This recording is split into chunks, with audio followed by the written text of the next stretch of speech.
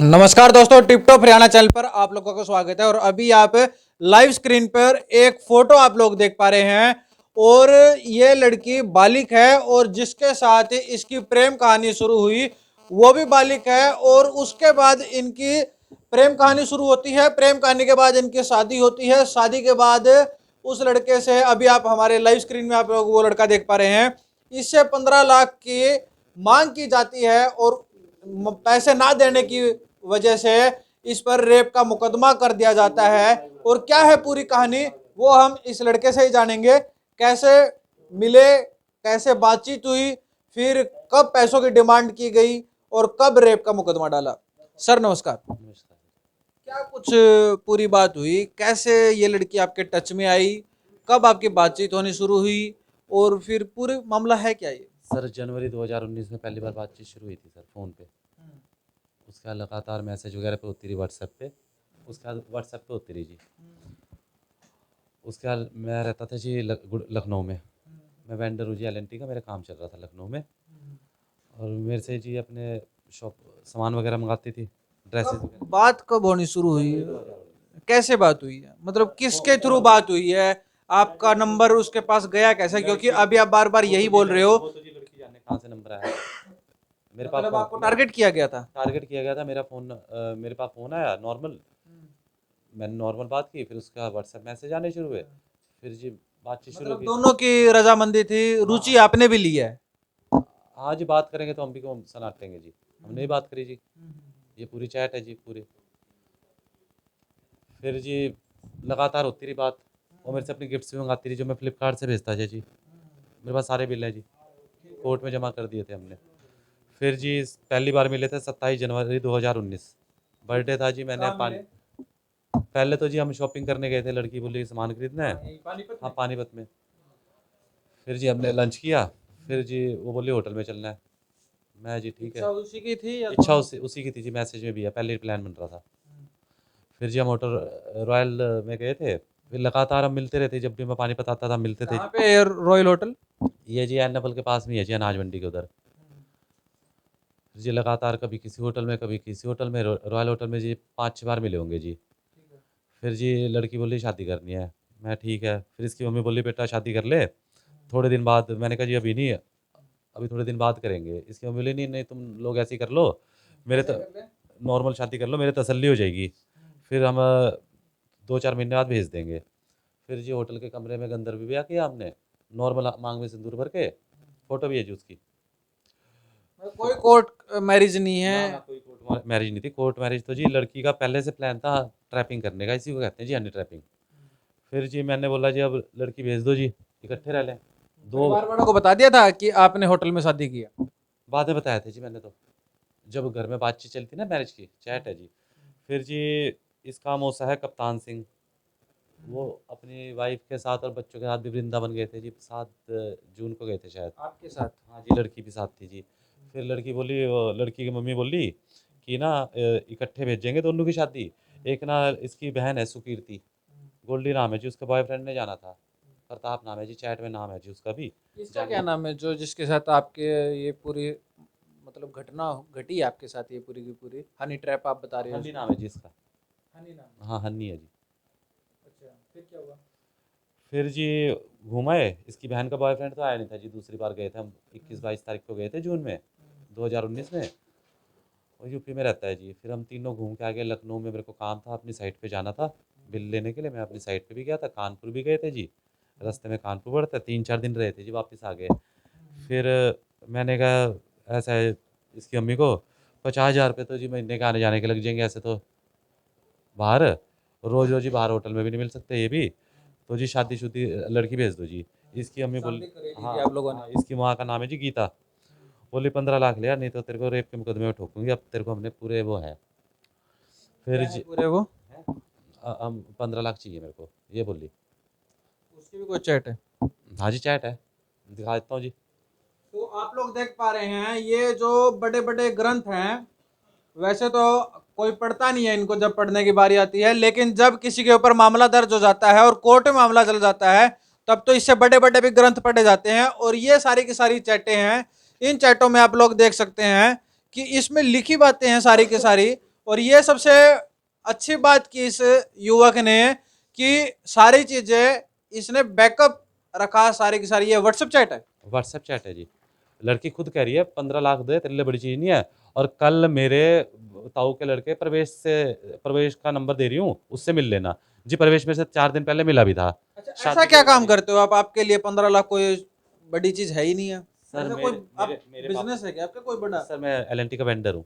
अच्छा, इसीलिए आपको टारगेट किया गया हाँ सर। और इसीलिए आपसे 15 लाख रुपए मांगे गए कि आप दे सकते हो। जी सर। 15 लाख मांगे, फिर जी बार बार प्रेशर करते रहे। इसके इसकी मम्मी का फ़ोन आए, इनके रिश्तेदार हैं नेपाल में, उनके फ़ोन आए। धूम सिंह नाम है जी उसका। उसे उसके ऊपर भी करूँगा जी।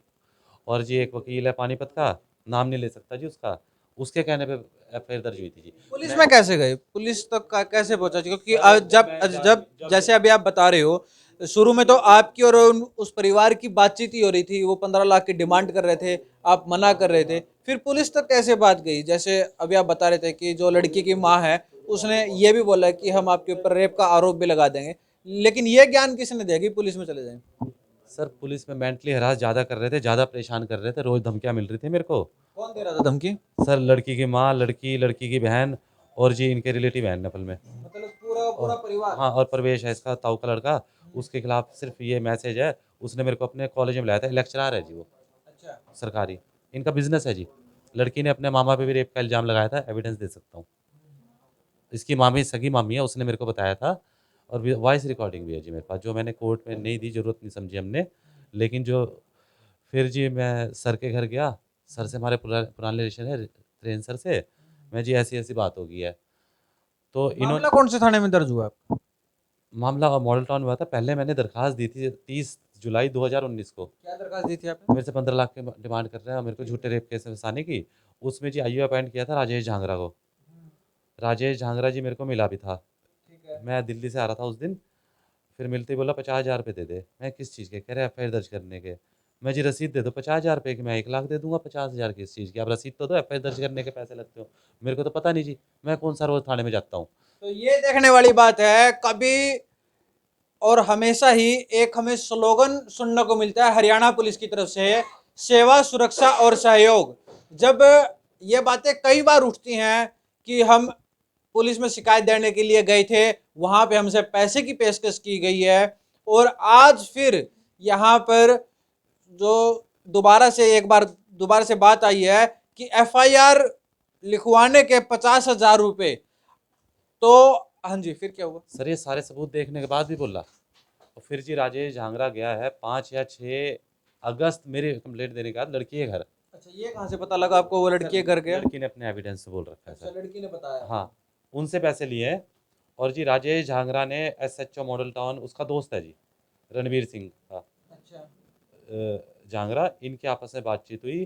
फिर जी लड़की का ताऊ है सरपंच गांव का। राजनीतिक दबाव भी था SHO model town Sunil Kumar के ऊपर। और जी पैसा भी पता नहीं कितना दिया कितना नहीं दिया, क्या पता ना भी दिया हो जी। फ़ोन करा दिया बस। फिर जी कानून के हिसाब से एफआईआर दर्ज मेरे ऊपर भी होनी थी एक्ट 29 में, इलीगल तरीके से, सारे कानूनों को ताक पे रख के, सिर्फ पैसा हटने की नीयत से मेरे ऊपर गलत थाने में एफआईआर दर्ज होती है जी। सरकारी गाइडलाइन है जिसके हिसाब से 0 एफआईआर हो सकती थी। मेरे को घर से लाया जाता है 15 लाख की इंक्वायरी के लिए। एसएचओ अपने चैम्बर में घुसाते मेरे कान पे थप्पड़ मारता है, पर्दा फट गया जी। मैंने जानबूझ के इलाज नहीं किया है। रणवीर सिंह मेरी उंगली तोड़ता है। और खुली डिमांड होती है 10 लाख रुपए की। 10 लाख लिया छोड़ देंगे। किसने बोली है आपको बात? ये जी एसएचओ साहब ने और रणवीर सिंह ने। 10 लाख लिया छोड़ देंगे, नहीं तो काटेंगे, नहीं तो तू जिंदगी भर बाहर नहीं आ पाएगा। मैंने कहा जी मैंने कहा जी मेरे पास सबूत है, मैं आपको दिखा देता हूँ। बोले कोई सबूत काम नहीं आएगा, तुझे नहीं पता हमारी कुर्सी की पावर। एसएचओ के ये शब्द थे जी। और जी मैंने कहा जी मैं तो जेब में लेके घूम रहा हूँ, सबूत चाहिए तो अभी ले लो। जेब में जी मोबाइल था जिसमें से ले लेते तो मेरे वाले सबूत ही डैमेज हो जाते। फिर जी मेरा मोबाइल, मैंने सर को फ़ोन करने लगा था, मेरे कान पे थप्पड़ मारा था, मेरा फ़ोन स्विच ऑफ करा दिया। इलीगल तरीके से मेरे को डिटेन किया। मेरे फादर मदर नहीं थे उस दिन, करनाल गए हुए थे। त्रेन सर को भी फ़ोन नहीं करने दिया। कितने दिन अंदर रहे हो? सर रात भर तो मेरे को पीटा जी, उंगली तोड़ दी। उंगली दिखाऊं जी आपको?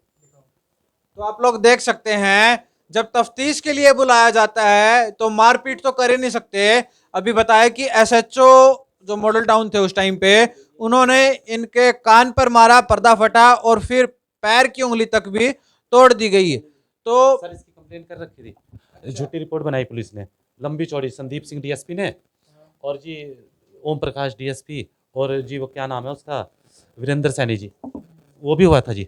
ह्यूमन राइट्स वगैरह हर जगह केस चल रहा था जी मेरा पुलिस के खिलाफ, अखबारों में आया था जी वो भी। इन्होंने वो मामला भी दबाया, क्योंकि जी अगर आप मेरा मेडिकल चेक करोगे ना, 4:30 बजे जो मेरा, मैं उस टाइम बिल्कुल ठीक था, मेरे को रात में मारा था जी। मेरा कान का आप अभी करा लो, सुनाई नहीं देता जी, इससे कम सुनाई देता है। सर मेरे को बार बार बोलते हैं फाइल लाइयो, अब जी मेरे को सुनाई नहीं देता, मैं कहाँ से लाऊं जी फाइल।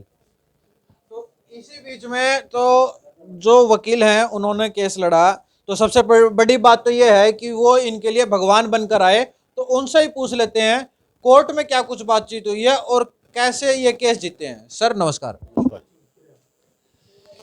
कोर्ट में पूरा मामला चला, ये कितने साल ये केस चला है और आखिरकार जीत हुई है, सबसे पहले आप बधाई के पात्र हो। बिल्कुल जी बिल्कुल, बधाई के पात्र। तो हमारी जज साहब ने हमारी बात को बड़े तहे दिल से सुना और तहे दिल से लिखा, और लिखकर जज साहब ने बड़ा अच्छा फैसला दिया, जो कि पुलिस के ऊपर एक लैंडमार्क जजमेंट आई है, जो आगे आने वाले पुलिस अफसरों के ऊपर भी बहुत इफेक्टिव रहेगी, और इसको हम और इफेक्टिव कराएंगे। हम आगे इसको आगे और बढ़ाएंगे। अभी हम इसके ऊपर अफसरों को, जो गलत पुलिस अफसर कर रहे हैं, इनके लिए भी एक वो देंगे, मैसेज देंगे, और जो कि पुलिस काफ़ी गलत कर रही है और इसका कंट्रोल कोई भी नहीं कर पा रहा। आज हमारा देश का प्रधानमंत्री ईमानदार है, आज हमारा मुख्यमंत्री ईमानदार है, हमारा गृह मंत्री ईमानदार है, हमारी सारी फौज ईमानदार है, जो कि अपनी तनख्वाह पे रोटी खा रही है, पर हमारी पुलिस अपनी सैलरी पे रोटी खाना नहीं चाहती। ये सैलरी को तो वो एक तरीके से फिक्स डिपॉजिट मानते हैं। इवन कि ऐसे पुलिस अफसर जिनको सैलरी का अमाउंट ही नहीं पता भी कि हम कितनी सैलरी है हमारी। तो इस केस में पुलिस वालों ने, जबकि उनके पास हर चीज़ उनको पता थी, हर पहलू हमने बताया पुलिस वालों को कि भी ये मुकदमा सेक्टर 29 में चल सकता अगर आप चलाना चाहते हो, क्योंकि राकेश ने पहले कंप्लेंट सेक्टर 29 में दी हुई है और सेक्टर 29 में ही ये मुकदमा चल रहा है।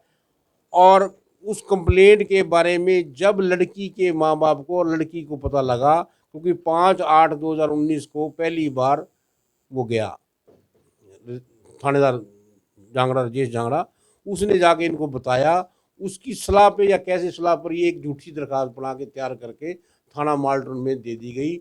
उसमें अनलकली लड़की ने जो रॉयल होटल में इनकी विजिट थी वो 14/5 थी, और कंप्लेंट में 11/5/2019 लिख दी। उस कंप्लेंट को पुलिस ने एज इट इज़ FIR दर्ज कर दी, मतलब बिना सोचे समझे। गुड लक एक हमारी कोर्ट की एविडेंस में ये आ गया कि सरोज जो इंस्पेक्टर हैं वो ये कहती हैं कि 10/8/2019 को मैं लड़की को लेके उस होटल में गई थी, और वहाँ मैं आकर उसको देख आई थी, और देख के आने के बाद ये रात को FIR दर्ज की गई है। FIR दर्ज भी कर दी, मुकदमा दर्ज हो गया। मुलजिम को फिर रणबीर ने गिरफ्तार किया, गिरफ्तार करके उसने कोर्ट में पेश कर दिया। फिर पुलिस इंस्पेक्टर साहब ने चालान बना दिया और चालान कोर्ट में आ गया। ड्यूरिंग जस्ट आफ्टर अरेस्ट लड़के के फादर साहब को हमने एक बहुत अच्छी कंप्लेंट बनाकर SP साहब को, सारे DIG IG सबको भेजी कि ये मुकदमा थाना माल्टन में गलत दर्ज किया गया है, जो कि झूठे तथ्यों के आधार पर दर्ज किया गया है। और इसको सारी हमने अपनी लड़की के जो इसके चैट थे, जो इसकी फ़ोटोग्राफ थी, उनकी सारी फोटोशूट करा के हर कंप्लेंट के साथ इनको दी गई, पर पुलिस ने उनको ना तो पढ़ना गवारा समझा, ना देखना गवारा समझा, और अपना इसके खिलाफ एक लाइन पे चलते हुए इसका मुकदमा का चालान कोर्ट में दे दिया।